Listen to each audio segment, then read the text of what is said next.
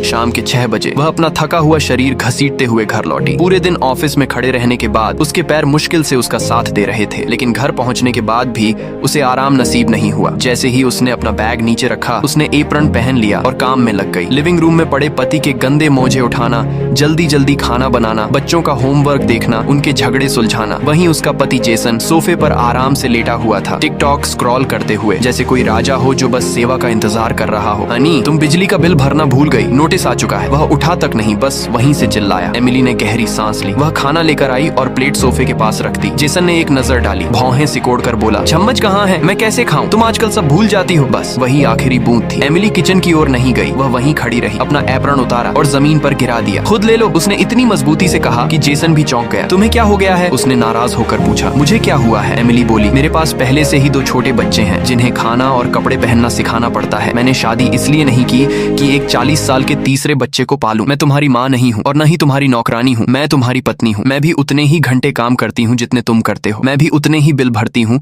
जितने तुम भरते हो। फिर भी जब मैं घर आती हूँ तो काम करती रहती हूँ और तुम आराम करते रहते हो। शादी एक टीम होती है, यह नहीं कि एक इंसान पूरी ताकत से नाव चलाए और दूसरा बस बैठा रहे। अगर तुम्हें कोई चाहिए जो तुम्हारे कपड़े उठाए और तुम्हें चम्मच से खिलाए तो अपनी माँ के घर चले जाओ। मुझे यहाँ एक आदमी चाहिए, कोई बड़ा बच्चा नहीं। उस रात जेसन सोफे पर सोया और अपनी जिंदगी में पहली बार उसे खुद उठकर पानी लेना पड़ा। आपका पार्टनर आपका सहारा होना चाहिए, बोझ नहीं। एक सच्चा परिपक्व इंसान वह नहीं जो सिर्फ घर के काम में मदद करे, बल्कि वह है जो अपनी जिम्मेदारी खुद समझे और निभाए। अगर आप भी मानते हैं कि पति घर में एक और बच्चा नहीं होना चाहिए तो अपनी राय जरूर शेयर करें। क्या आप एमिली से सहमत हैं? महिलाएं अतिरिक्त बोझ नहीं बल्कि साथ चलने वाला साथी डिजर्व करती हैं।